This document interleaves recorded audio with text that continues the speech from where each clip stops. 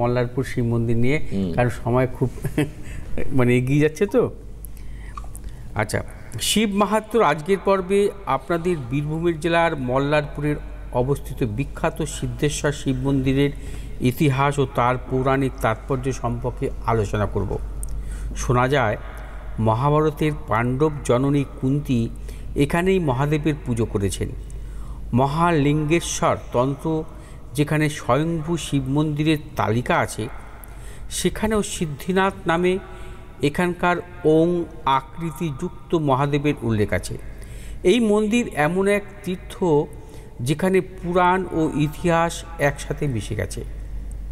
সিদ্ধেশ্বর শিব মন্দিরে বিরাজ করছেন এক অনাদি এবং অখণ্ড শিবলিঙ্গ।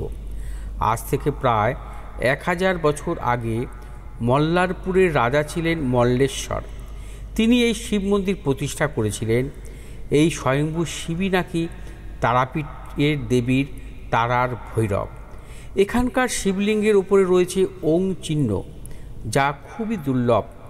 মল্লেশ্বর শিব মন্দিরের পাশের মন্দিরে রয়েছেন দেবী মল্লেশ্বরী বা সিদ্ধেশ্বরী।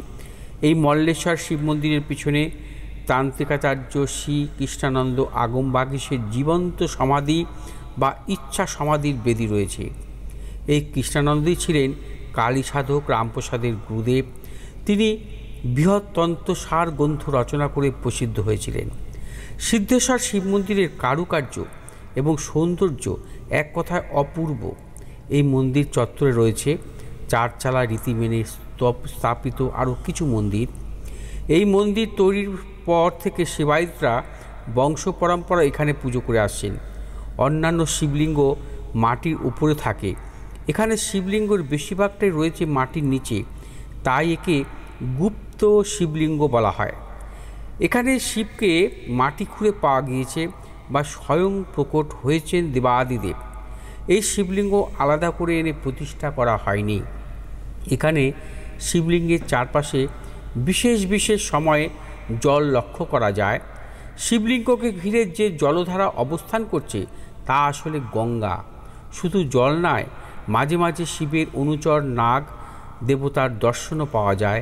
সব মিলিয়ে সিদ্ধেশ্বর শিব মন্দিরে অলৌকিকতা, পৌরাণিক প্রেক্ষাপট এবং ইতিহাসের সংমিশ্রণে সৃষ্টি এক অদ্ভুত আধ্যাত্মিক পরিবেশ অনুভব করা যায়। প্রতি বছর চৈত্র এবং শ্রাবণ মাসে সিদ্ধেশ্বর শিব মন্দিরে বিশেষ বিশেষ পুজো হয় এবং বহু ভক্তের সমাগম হয়। আগামী 3 আগস্ট অমাবস্যা, ওই দিন আমি তারাপীঠে থাকব। আর শনিবার অমাবস্যা পড়েছে, আপনারা গ্রহদোষ খণ্ডনের জন্য ওখানে উপস্থিত হতে পারেন।